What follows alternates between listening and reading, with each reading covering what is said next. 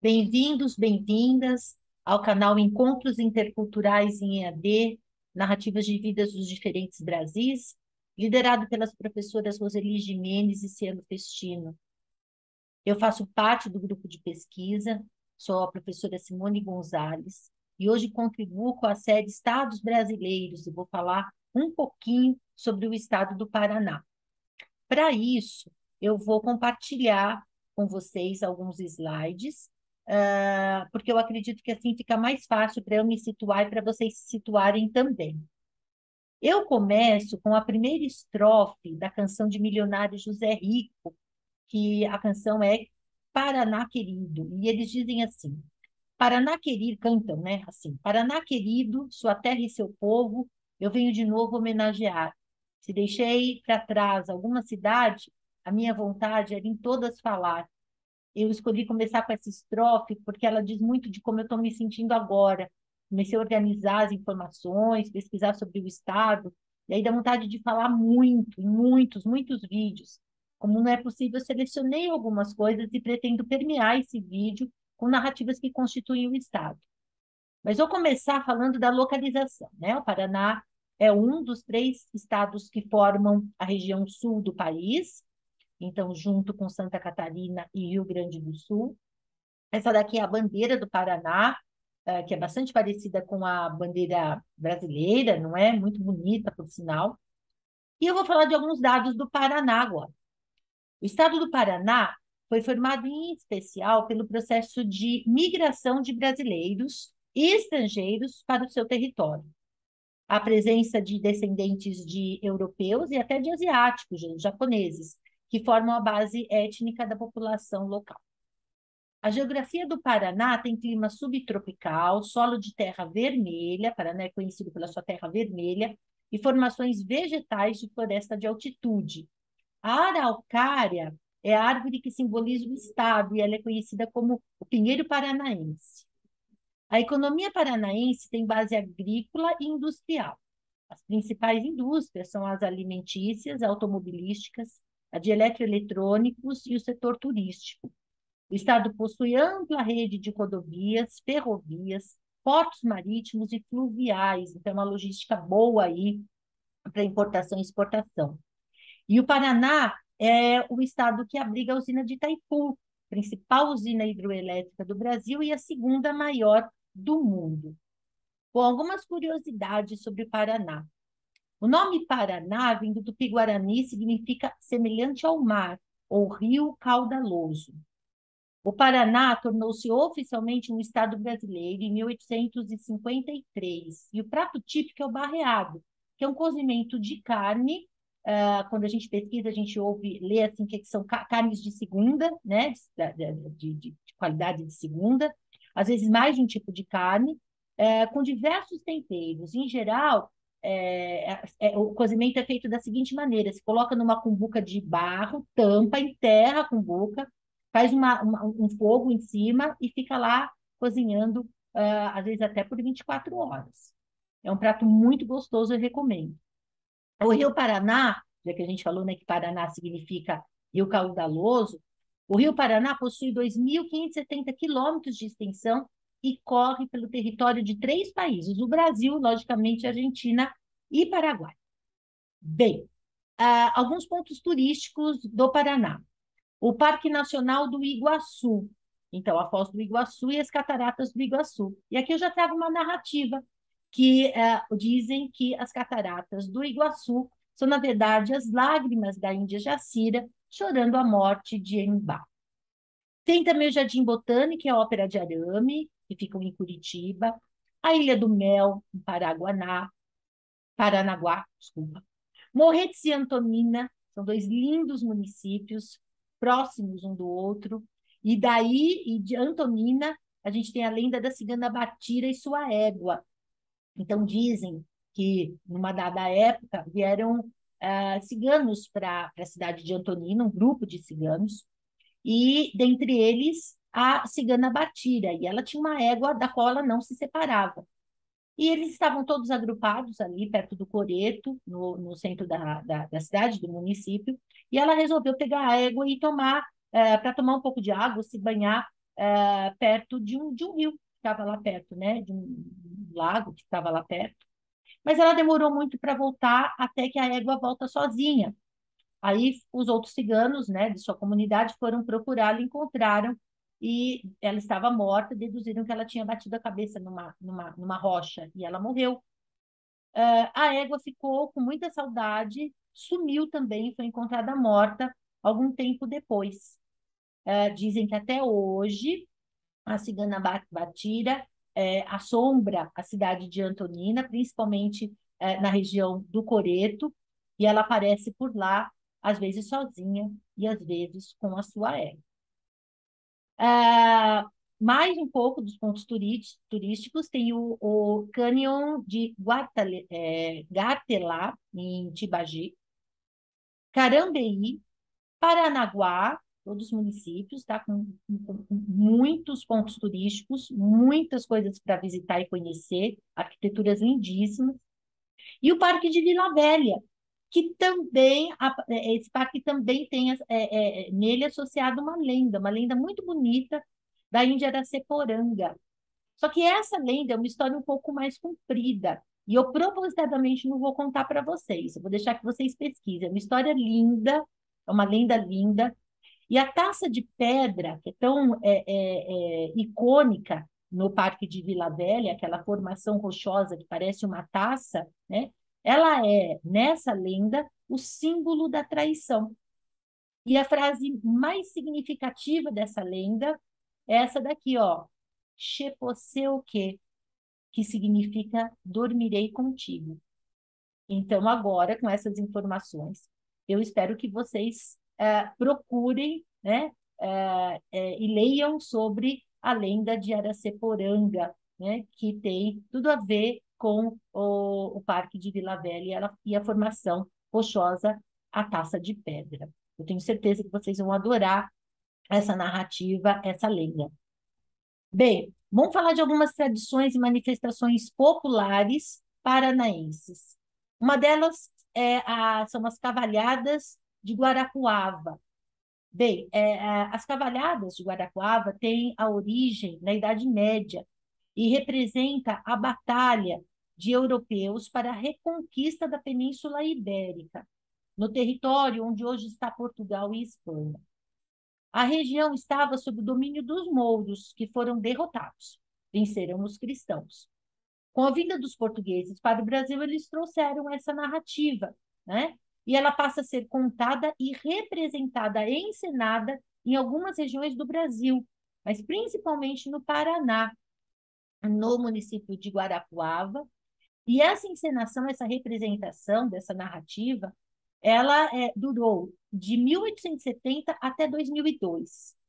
Hoje, né, assistindo a vários documentários sobre as cavalhadas de Guarapuava, os munícipes da cidade pedem muito a volta dessa encenação, dessa representação. Então, veja só, né, como as narrativas perduram, né, e como elas transitam em todo o globo terrestre. Então, veja bem, né, tem origem na Idade Média, né, e até 2002 era encenada, e há muita vontade de que volte a ser encenada no estado do Paraná. Bom, outra, né, outro detalhe, outra curiosidade que eu posso falar sobre tradições e manifestações populares paranaenses é a Congada da Lapa, muito especial, ela é típica do Paraná e está relacionada ao culto de São Benedito, que é o santo que representa a comunidade negra.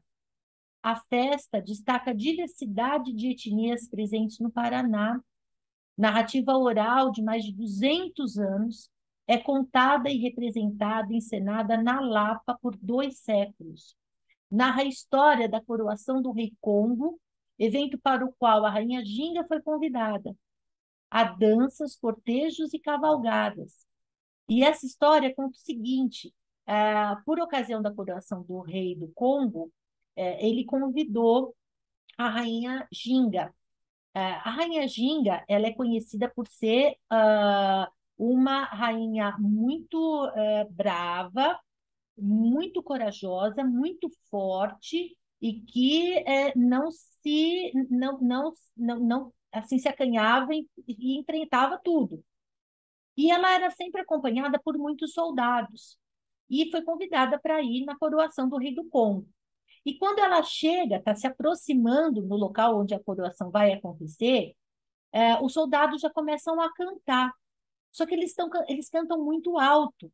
E as pessoas que estão, todos os soldados, todos os convidados que já estão lá no local da coroação do rei do Congo, eles veem aqueles soldados se aproximando e cantando alto daquele jeito, eles acham que é um canto de guerra e eles acham então que eles vão atacar.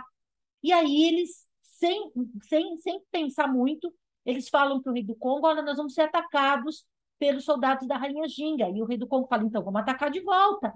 E vamos matar quem a gente puder matar. A gente tem que vencer essa batalha. E eles partem para cima dos soldados da rainha Ginga.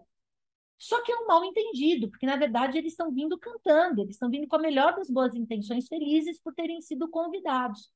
Mas até esse mal-entendido ser esclarecido demora um pouquinho. Então, há o início de uma batalha, o início de uma guerra. Mas, finalmente, eles conseguem esclarecer que eles não estão lá para guerrear, para atacar ninguém, né? Eles estão lá para a festa. Aí fica tudo bem de novo. E aí eles começam a tocar o chocalho. O chocalho é uma representação de que aquele grupo de pessoas vem em paz. Então, os instrumentos musicais utilizados são a cuíca, o pandeiro, o reco-reco, o chocalho, o cavaquinho e a sanfona. Então, olha só o mix aí de instrumentos musicais e quanto isso nos lembra também outras tradições e outras tantas narrativas que a gente tem por esse Brasil afora. Bem, mais uma, a última das tradições de muitas que eu vou comentar é o boi de mamão. Ele é típico do Paraná, mas ele se origina do Bumba Meu Boi nordestino, né? E o boi de mamão, ele é bastante tradicional também em Santa Catarina e presente e festejado no Paraná. Ele é uma narrativa que também tem mais de 200 anos, assim como as outras que eu falei para vocês, né? As outras tradições. Trata-se de um alto em tom cômico, mas com um elemento dramático, a morte e depois vem a ressurreição do boi. Na verdade, começa com o boi matando Mateus. É também uma narrativa bastante interessante, se vocês se interessarem, né? Vocês podem pesquisar mais e ler mais sobre ela. Há muitos personagens nessa história, inclusive a Bernunça, que é uma criatura com cabeça de crocodilo, corpo de leão e traseiro de hipopótamo. Costuma-se dizer que foi ela que deu origem ao bicho-papão. Nossa, me fugiu. Ao bicho-papão, que às vezes a gente, né, não deve, mas a gente pode assustar algumas crianças falando do bicho-papão. Bem, personalidades artes paranaenses. Por que que eu dei esse título, né? Porque personalidades, né, que fazem arte e que são personalidades paranaenses. Nós temos muitos, né? Dentre eles eu posso citar Bento Cego, Alice Ruiz. E aí eu coloquei aqui, para não esquecer de mencionar, é o poema que eu amo de Alice Ruiz. Eu tenho certeza que vocês vão pelo menos gostar muito. É Se Um Dia a Gente Se Cruzasse. É sensacional esse poema. Então, pesquisem, leiam, né? É muito fácil de achar, e ele é lindo demais. Emiliano Perneta, Helena Collodi, Dalton Trevisan, Cristóvão Pesa, Domingos Pellegrini e Emílio de Menezes. Então, são personalidades aqui, entre tantos e tantos e tantos nomes que eu poderia citar. Aí citei esses, mas poderia citar muitos mais. Mas vou falar de Bento Cego, falar um pouquinho de Bento Cego, porque ele foi o primeiro trovador do Paraná e nasceu em Antonina, em 1821. Ele fazia repentes também, e ele era conhecido como o Rei dos Repentes. E ficou conhecido tanto no estado do Paraná, como em vários outros estados brasileiros, justamente porque ele ganhava, todo o desafio de repente ele ganhava. Eu escolhi aqui um trechinho de um poema dele. Eu hei de morrer cantando, cantando me hei de enterrar, cantando irei para o céu, cantando conta hei de dar. Bom, vamos falar então agora um pouquinho, vou falar um pouquinho de Paulo Leminski, que eu também gosto demais. E dele vou citar, né, poeta, em tantas outras habilidades que ele tem, dele eu vou ler dois poemas pequenos. Paulo Leminski faz muito haikais também. Eu vou ler esses dois aqui, esses dois poemas. Arte do chá. Ainda ontem convidei um amigo para ficar em silêncio comigo. Ele veio, meio a esmo, praticamente não disse nada e ficou por isso mesmo. Eu acho lindo esse poema, porque como a gente estuda muito narrativas, então a gente sabe que há muitas narrativas dentro de cada um de nós. E quando nós temos um amigo, compartilhamos esse sentimento de amizade, né? Essas narrativas são compartilhadas, aí às vezes nem precisam ser faladas, mas a própria situação de você estar do lado de um amigo, do lado de uma pessoa com a qual você já compartilhou muitas narrativas, já faz com que você se sinta de alguma maneira consolado, protegido, né? Sem precisar falar nada, porque elas já foram compartilhadas e já fazem parte de você. Acho muito bonito esse poema. E um outro que eu escolhi é Incenso Fosse Música. Isso de querer ser exatamente aquilo que a gente é, ainda vai nos levar além. E eu acho lindíssimo, né? Porque ele fala assim da importância e da força que é a gente fazer de tudo para ser exatamente aquilo que a gente é. Muito bem, tá? E aí a gente tem, eu vou terminar, né, esse vídeo com uma narrativa de uma paranaense, a minha mãe. Ela escreveu esse texto, que é um texto que eu vou ler para vocês e que tem tudo a ver com o que a gente faz aqui, né? Que são as narrativas de uma paranaense. Tudo a ver que eu digo por causa do nosso grupo de pesquisa, que é Narrativas de Vida. Então, aqui está a narrativa da minha mãe. Então, esse eu aqui do texto é a minha mãe. Ok? Ela fala da minha avó, fala da minha bisavó e fala aqui um pouquinho da vida dela enquanto ela esteve no Paraná. Minhas lembranças do Paraná não são muitas, mas lembro do que me contaram. Olha que legal, né? São as narrativas das pessoas que nos constituem. Meus pais nasceram no interior paulista, mas partiram para o Paraná em busca de vida melhor, tão logo se casaram. Jovens e esperançosos, estabeleceram residência em Rolândia, no norte do Paraná, onde meu pai trabalhava como ferreiro, enquanto minha mãe cuidava do lar. As histórias desse tempo, contadas pelos dois, diziam sempre do frio intenso que assolava a região, que assustava o casal desacostumado e obrigava minha mãe a se aquecer no fogo de lenha da casa. A casa simples de madeira era apenas mais uma entre tantas de uma colônia de japoneses onde moravam. Foram japonesas, as primeiras colegas de minha mãe, e sua nova vida de casada era com elas que ela compartilhava, como compartilhava o leito do rio, onde se lavavam as roupas, as áreas comuns do bairro e outras tantas experiências.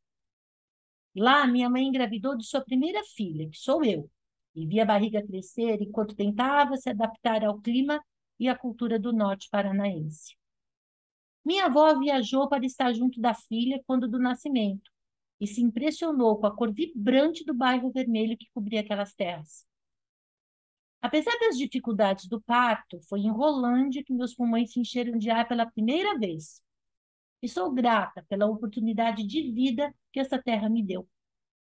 Todos os caminhos que se seguiram foram consequência de um sonho de vida melhor semeado em terras paranaenses há mais de 3/4 de século atrás. Minha mãe tem 78 anos. Bem, essa é a minha contribuição. Eu termino com algum, né, Paraná e algumas de suas lindezas. Essas fotos eu tirei na minha última visita ao Paraná, infelizmente já faz um tempinho, foi em 2018. Eu fiz outras visitas no estado e é um estado muito lindo. Eu estou muito feliz de poder ter falado. E convido vocês, se ainda não estão inscritos, se inscreverem no canal, ativarem o sininho para receber nossos outros vídeos. Muito obrigada e até a próxima.